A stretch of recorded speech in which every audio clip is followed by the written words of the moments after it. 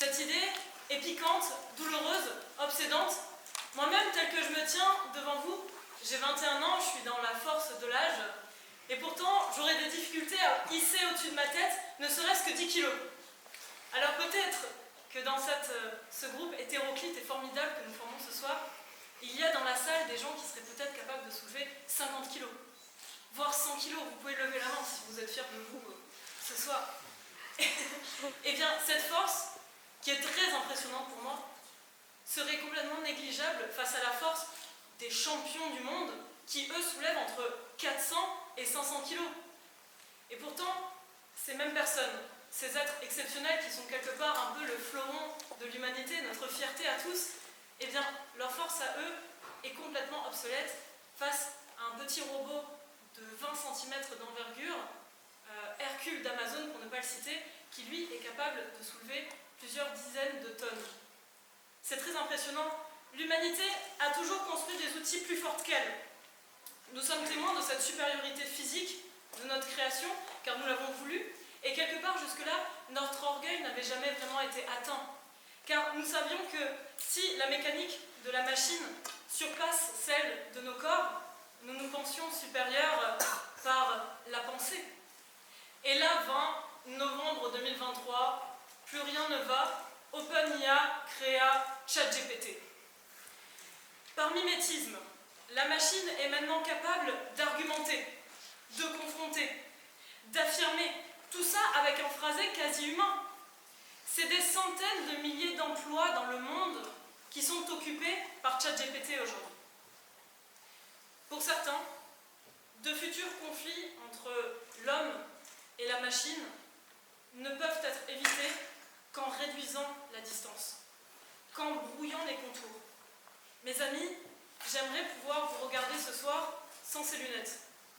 J'aimerais un jour avoir des mécanismes dans le bras qui me permettraient d'hisser facilement ma petite nièce dans les bras et lui faire faire l'avion.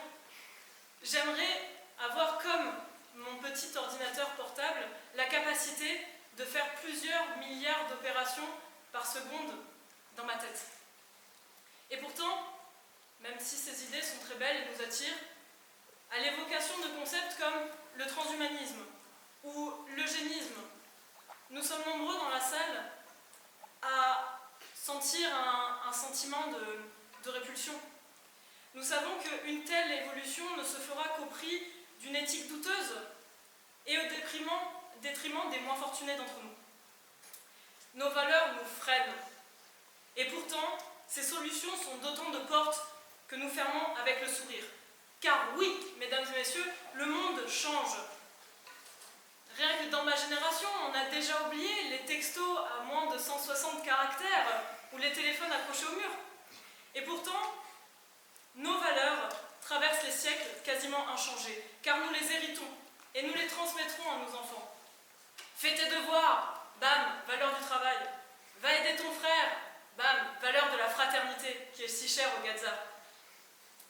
Une de mes grandes valeurs à moi, c'est la liberté. La liberté et la fierté. Ça m'a fait défaut, je peux vous l'affirmer. Mes ennemis, mais surtout mes amis, vous diront que ça participe à mon mauvais caractère. Mais ces valeurs-là, je les ai héritées.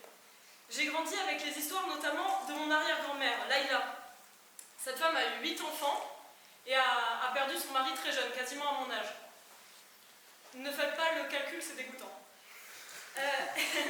Cette femme, en perdant son mari, a quand même continué à tenir d'une main de fer son exploitation agricole. Mais alors, des villageois sont venus la voir, lui ont dit « Laïla, tu es belle, tu es jeune, laisse-nous faire, laisse-nous la ferme, on s'occupera de toi et tes enfants. » Figurez-vous que ma chère arrière-grand-mère les a accueillis avec le fusil, en affirmant qu'elle serait libre tant qu'elle serait chez elle et que cette terre lui appartenait. À partir de cet événement, ma famille a hérité d'une philosophie qui serait celle d'un oiseau qui voudrait toujours choisir sa cage.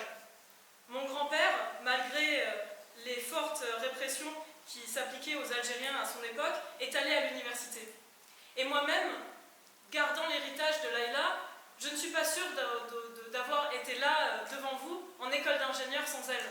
si je n'avais pas eu la conscience très jeune que je ne serais jamais libre si je n'étais pas capable de réparer moi-même mon vélo pour aller vagabonder. Mes valeurs m'ont toujours guidée et ont toujours contribué à mon bonheur. Mais nos valeurs, la valeur de nos valeurs n'est pas seulement personnelle. Dans son livre « Une brève histoire de l'humanité », l'historien Yuval Harari développe l'idée selon laquelle Sapiens, notre ancêtre, aurait survécu notamment grâce à un système de valeurs complexes qui reposerait surtout sur le respect, l'entraide et la fraternité. Nos ancêtres, mes amis, avaient les mêmes valeurs que nous des millénaires auparavant.